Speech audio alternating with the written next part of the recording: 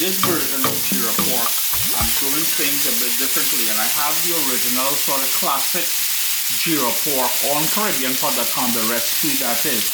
And what I have here is 2.5, almost 3 pounds of ribs, the little riblets. And this is going to be wicked for those people who likes to chew on those bones, gnaw on those bones. You know, it's a Caribbean thing, it's an Asian thing. I know in Latin America, people love to chew on bones and stuff like that as well too. But so what we're doing essentially is Geera pork riblets, and the pork pieces here, they've been washed with the juice of a lemon and water, and I drained it. I drained it, pat it dry, into a dry pan on medium heat. And the reason being, I want to render off some of that fat. You see, the fat is starting to melt. The pieces of pork is from the sort of belly area where the ribs are there, so it can be a bit fatty. So on that medium heat, we're going to sort of, we don't necessarily want to brown it, we just want to render out some of that fat, and you can see what I'm talking about here. Quite a bit of fat there. I'm going to render some of that out. I'm going to spoon it out. So off camera, once another couple of minutes, maybe 3 or 4 minutes, I'm going to remove some of the fat. Do not put it down your sink, it will clog your sink. Put it on paper towels or something, or in a cup. Once it cools, it's going to solidify, and then you can put it in the rubbish. But I'm going to give this another 3 or 4 minutes, get some of that fat out of there, and then we'll continue. Now if you're using a piece of pork that's lean, you will need to add oil in here. You'll need about 2 tablespoons or a tablespoon to 2 tablespoons of vegetable oil, or whatever oil you like using. It's been about 8 minutes in total since I've had the pork in this dry pan here. I did remove a tablespoon of fat already. At this point, what we want to do is start, this is Geera pork riblets. We need Geera, and that is cumin seeds. So I'm going to go in with cumin seeds in here. And I'm going to turn my heat down just a little bit, so medium-low. And I'm going to start infusing that oil with the cumin or the Geera seeds that we put in there. There's going to be 2 layers of Geera that we're adding in here, and you will see as we progress. I want a tiny bit of curry powder, garlic, and that's a ton of just smashed garlic. The full recipe in its printable format will be available at CaribbeanPot.com. I mean the bottom part, which is the white parts of that scallion. Caribbean green seasoning. And the scallion, well, many of you would know it as spring onion or green onions. Pretty much the same thing, but true scallion will have, and if you follow me on Instagram, you'd have seen me post a picture most recently of a picture of scallions. And the scallions that we get out of Jamaica, shipped to Canada, the bottom parts, these white parts that you saw me add in there, that is usually more of a reddish purple color. I'm going to add salt. Whether you're making Geera pork, Geera chicken, whatever sort of Geera dish that you're making, you do need Scotch bonnet pepper in there. That is an entire Scotch bonnet pepper, seeds and everything, because you need it to be spicy. But again, the rule is add as much as you can tolerate, as much as you can handle. I'm using Scotch bonnet peppers. I'm lucky the supermarket I went to locally here have them. They stock them rather than, most of the times I usually get like habaneros or something. So any sort of spicy pepper that's available to you, and in the amounts that you can handle. What we're going to do now is give that a good mix, and we're going to let that sort of pull in all those flavors. And the reason for starting with the Geera seeds first is because it's going to flavor the oil, the sort of rendered fat from the pork, and infuse the pork pieces with that first layer of Geera. The second layer of Geera is dry roasted ground Geera. And again, Geera is cumin, so if you guys are looking for it in North America or Europe or wherever. And if you don't have the dry roasted, all you would do is the seeds that you added in there, you would just take a couple tablespoons in a dry pan and just toast it until it goes darker. Then you would take your sort of spice grinder and grind it down to this. Yeah, it's already smelling wicked in the kitchen here. That's a slight bit of curry powder. I know a lot of people watching this recipe and they're probably thinking, well, Chris, does curry powder really go in a good Geera pork? Absolutely yes. It gives it a lovely flavor, in my humble opinion. Black pepper, fresh ground black pepper in there. The second layer of Geera.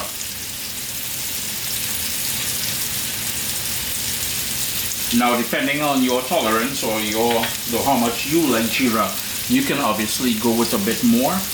Again, full recipe over at CaribbeanPot.com. You guys can go over there, you can check it out, print it, do whatever. But when you see the video, it's going to take me about 48 hours later to be able to put the recipe in printable format up on the website. It's been about 4 minutes since I added the last batch of Geera into the pot here. What I'm going to do is turn up the heat to medium-high because we need to put water. This is going to take a good hour to an hour and a half to get the pork nice and tender. We want them bones nice and, I mean to say some of you are going to be watching this and say, what's this? They're kind of vulgar when they say chew the bones, but I guarantee you, there are people who chew the bones, the sort of riblets. You know, in between there's a cartilage and all that sort of white thing that you see in there. Trust me, don't hate, I just repeating what I've seen, alright? Maybe I just participate. I ain't really gonna try it out myself, but thing is thing. Here goes that water. I'm gonna add a bit more water to there because I want this completely covered, and then we're gonna bring it up to a boil. We're gonna reduce it to a sort of a simmer and let that go uncovered, until it's nice and tender. And at the 1 hour mark we will check it. If it's still not as tender, I like it falling off the bone, to be honest with you. I know I don't have false teeth, but I ain't trying to get there at any time soon by mashing up my teeth and things like that.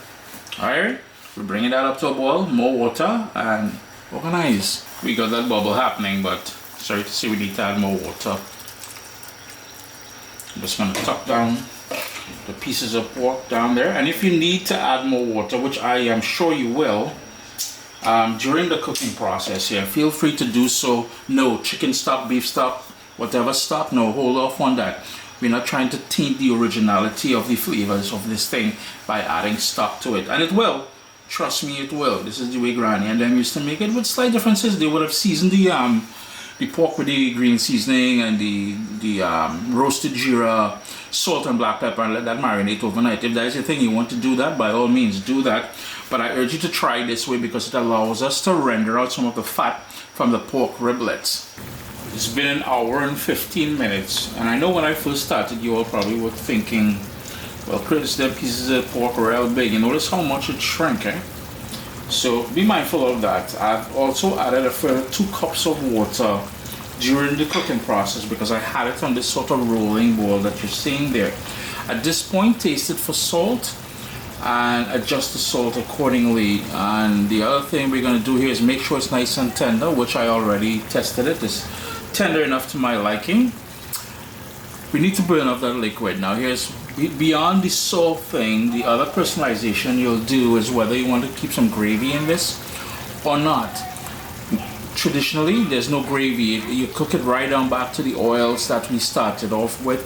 But if you wanted to add some gravy in here, if you want to keep some gravy in here, let's be mindful of that. I'm gonna turn up my heat just a tiny bit more, burn off that liquid, and we're gonna go through the sort of finishing steps of this incredible Geera pork riblets.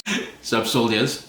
Listen, if you enjoy this recipe, I'd really appreciate it if you hit subscribe and click that bell notification thing.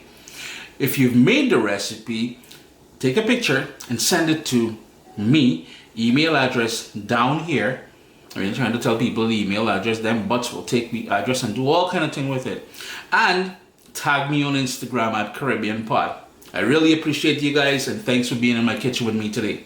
I decided I will keep some of that gravy. So what I'm going in there with is a combination of the green tops of the scallion as well as cilantro. Some of you call it coriander. Well, in the Caribbean or the garden, in my garden I do have some shadow benny, but I'm only trying to harvest that yet. Or I would have much preferred to use that shadow benny in here because, you know, a lot of people don't like the sort of taste and flavor of cilantro, which is coriander. Across the pond they call it coriander. And, you know, I'm not the biggest fan of it either, but I do find that the shadow benny gives it a lovely The same sort of flavor, but not that sort of soapy, sort of, nah. Shadow Benny, real good. Anyhow, I'm gonna give this another minute. I'm gonna turn off the stove because I want a bit of gravy. I'm gonna cook some white rice. Not very often I eat white rice, but I really hope I'll get an opportunity to give this one a try. Geera pork riblets. Get ready to enjoy a nice little something here. Irie? Irie.